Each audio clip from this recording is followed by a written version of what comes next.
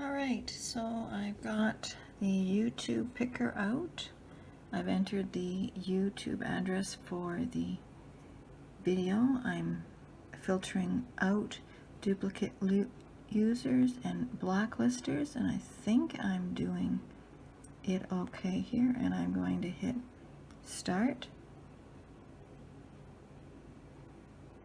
Karen Green, you are the winner. Hello.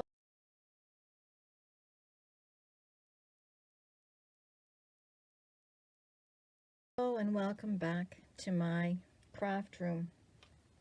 As you will have seen previous to this, I did the draw, and for the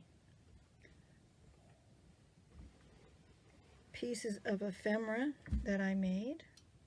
So a minute, I'll go get them for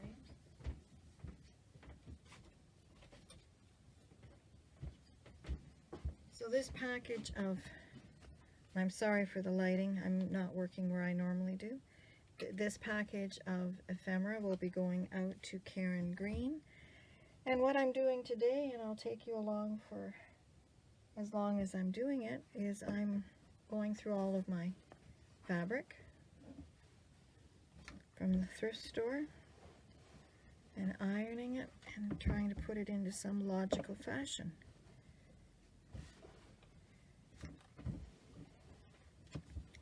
So I think I'm going to do one box will be flowers so that you can cut them out, and just all the different colors, because I've got swatches like this that are just small pieces, and those can be used in slow stitching or on a journal cover.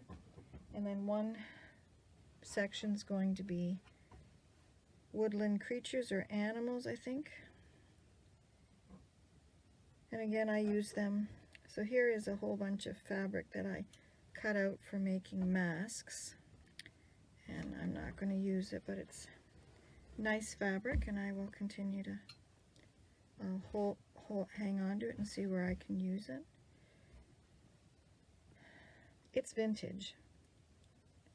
They were sheets that came in to the thrift store. This is a flannel backing.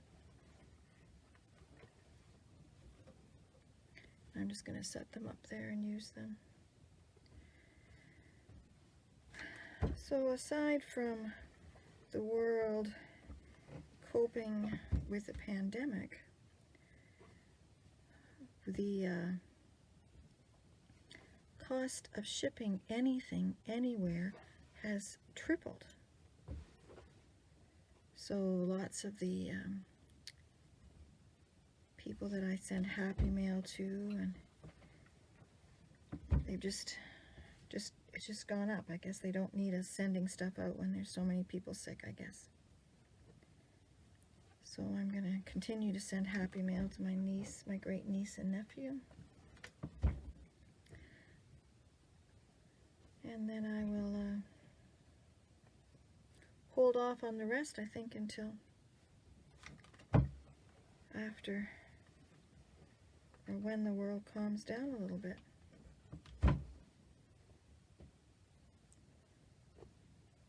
And hopefully it will. So we have snow here in Ontario.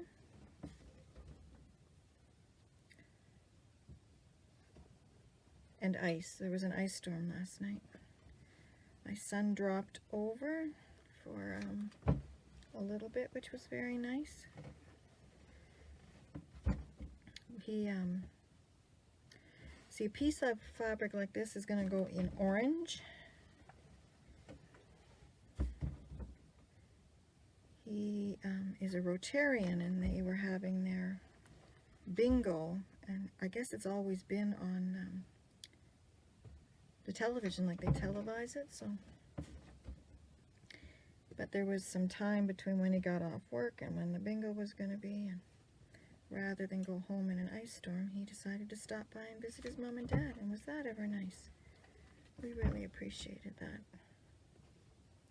I'm going to let you guys in on a little secret of mine. I love ironing. How many of you like to iron? I just love it. The smell of it, there's something very satisfying about making a nice crease in a piece of fabric.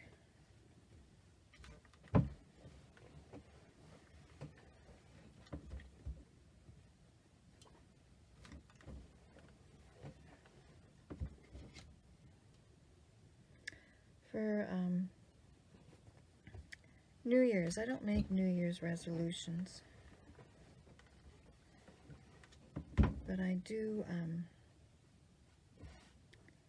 like to have a word for the year and sort of a concept of something I want to work on. And as a retired female, I find it very hard to do what would be traditionally called nothing. To sit and just be present with myself. I should always be doing something. And most recently I was reading, it would have been an old book, I don't know, I can't remember the name of it. It would have come into the thrift store and was destined for the trash, and I picked it up. Anyway, what they described in there was the fact that the art of being present with yourself has been lost. So I'm not going to get the whole concept of the book, what they said, but basically what the book said is that there's a list of have-tos. I need to make breakfast. I have have-tos that are associated with my children and my husband and myself, looking after myself. And then there's a whole lot of, those are have-tos for the people that I love. And there were have-tos for my job. My paid job, my job prior to my leaving that job. But then there was a whole category of should-dos. And this was based on basically a premise, if I get this right, of where idle hands or doing nothing or being present with yourself was seen as leading women primarily into, things that we weren't supposed to get involved in. Well, so what this book was advocating is that the should-dos, you need to really evaluate them. Who should you do it for? Why should you do it? Whose should-do was it in the first place? Well, the whole should-do things, I knocked off probably 75% of my should-do list because it was somebody said, oh, you're so good at this, Marjorie, or you should do. And I thought because somebody said it, I should do it. And I've decided, no, I don't have to do that. Their should do is not mine.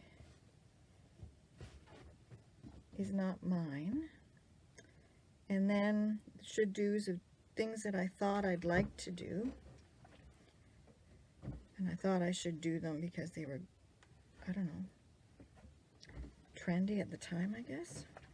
And you bought stuff and you were going to do it. Often it was a craft. And I never made it, never did it. And so all of those should-dos, I sent a whole bunch of stuff to the thrift store because I don't want to do them. They don't, and here's the catcher, they don't bring me joy. So if they bring me joy, then I should do them. And I'm trying to figure out the things that I like doing. Just grabbed another bundle of fabric. So this is I think it is a tablecloth or a linen that I've pulled apart at one time. So for 2022, I get up in the morning. We're 13 days into it, right? I get up in the morning and I get my should-dos for myself and my husband over with. the have-tos. And so these little pieces of fabric I'm going to put up there because I do use them. And then I sit with a cup of tea and I say, what do I want to do? And I'm creating blocks of time in my day that are, what do I want to do? So I thought I should post a video for you all on my paper crafting. And today I wanted to iron, so I'm taking you along on my ironing. And it brings me joy. So my challenge to all of you is to create space in your day for the things that bring you real joy.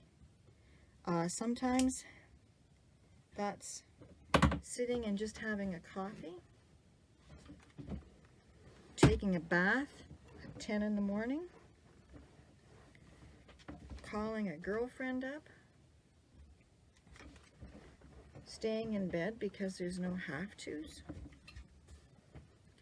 and just creating space for joy in my own life. And that's freeing and liberating.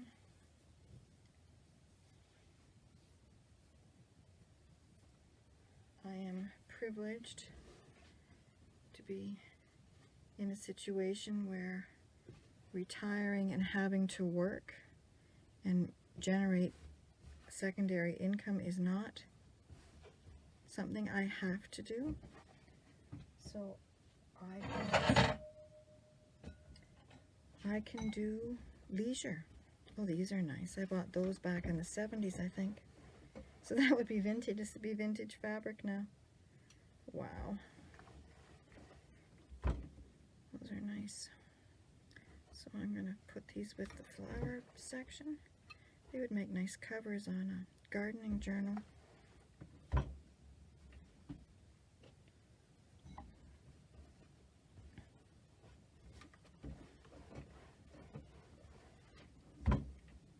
I've left that one open. That would make a nice book. There you go, a book cover.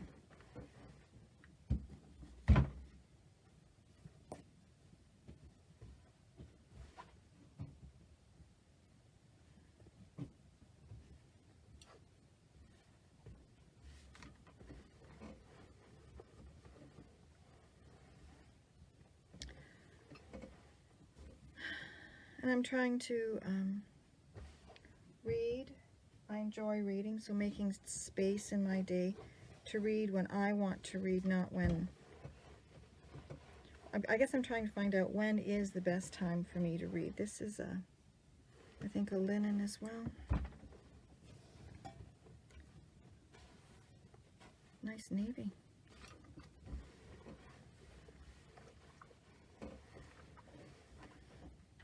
I just can't throw fabric out. So that's what I've been up to lately. Paul got me 3 slow stitching magazines. I'll get those for you and show them. And I think my word of the year, I can't remember what it is right now, is in the one book that I was reading last night. And it describes just being creative and being joyful. So I'm going to give that a try.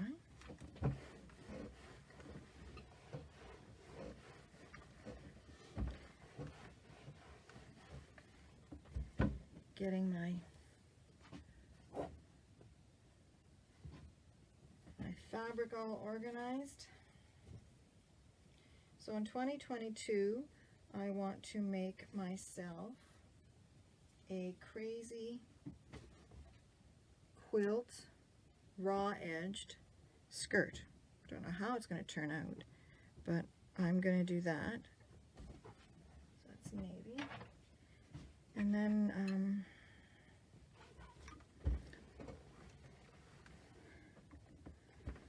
going to make some journals just because I want to. So that's green. And see, this fabric here would have come in the thrift store, and our thrift store doesn't save them, so these would have all ended up going to the dump. And I said, no, they can't go to the dump. Not the dump, they go to a fabric recycler. They can be made into something.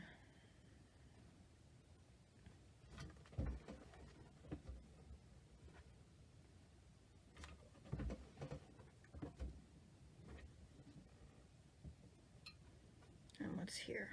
Oh, a butterfly. That's pretty. Put that with the aminals. Add that to the scrap section. Where did I have that? I had one here. And this is,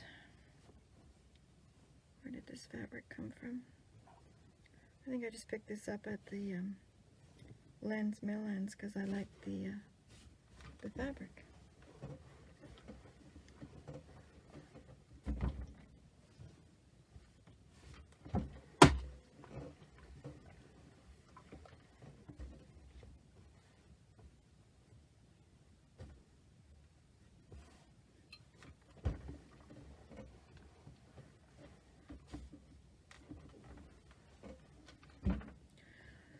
So I will, this is probably, no, I'll put the books on. I'll come back and with the books that Paul gave me.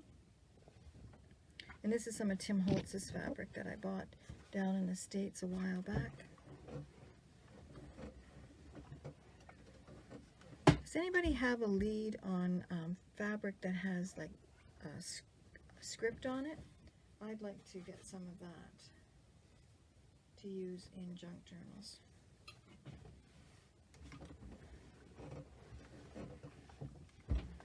This pattern is a bit like that bird is quite large.